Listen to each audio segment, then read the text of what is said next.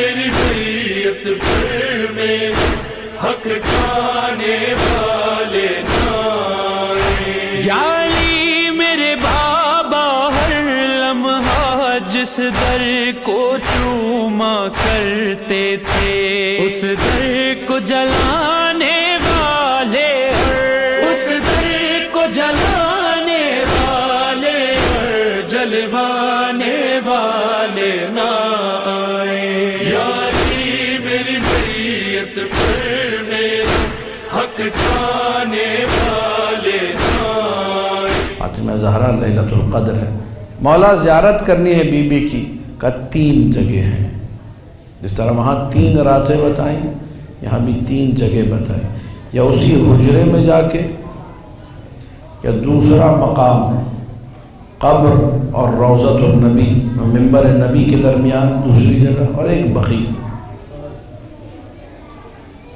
Be be کی قبر آج تک کسی کو معلوم کیا سر الہی ہے، کیا راز ہے اس میں؟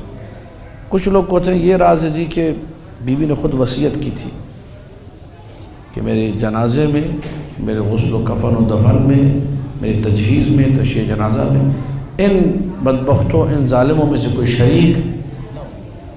کچھ نے یہ فلسفہ لکھا کہ ہر امام سلام اللہ علیہ کی قبر کی ایک پرٹیکولر خصوصیت ہے، خاصیت ہے۔ کسی کو اگر اپنے مسئلے حل کروانے ہو، قید سے رہائی چاہیے ہو، معاملات بالکل پھنسے ہوئے ہوں، حل کروانا ہو تو کہا کاظمین جاؤ، باب الحوائج موسیٰ بن جعفر کے روزے پر۔ رزق کی وسعت چاہیے، سب سے زیادہ عجیب طریقے سے مسئلہ حل ہوتا ہے جواد الائمہ 9 امام کی بارگاہ سے۔ اگر زندگی میں رحمت چاہیے، نظر کرم چاہیے تو غریب الغرباء امام رضا کے روزے پر۔ اگر توفیقات میں اضافہ چاہتے ہو، اگر بہترین عزادار بننا چاہتے ہو، اگر تمہیں توشہ آخرت کے لیے آنکھوں سے آنسو چاہیے تو کربلا جاؤ،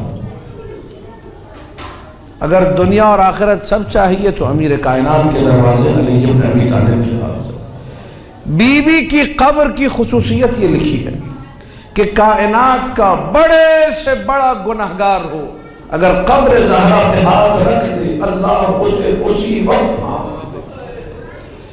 بی بی یہ چاہتی نہیں تھی جنہوں نے میرا در جلایا ہے وہ میری قبر پہ آ سکے، یہ قبر زہرا مخفی ہے۔ بی بی چاہتی نہیں تھی، توجہ، جنہوں نے میرا دروازہ جلایا نا ان کے ماننے والوں میں سے بھی کوئی ایک آ کر میری قبر پہ ہاتھ رکھ کے معافی مانگے۔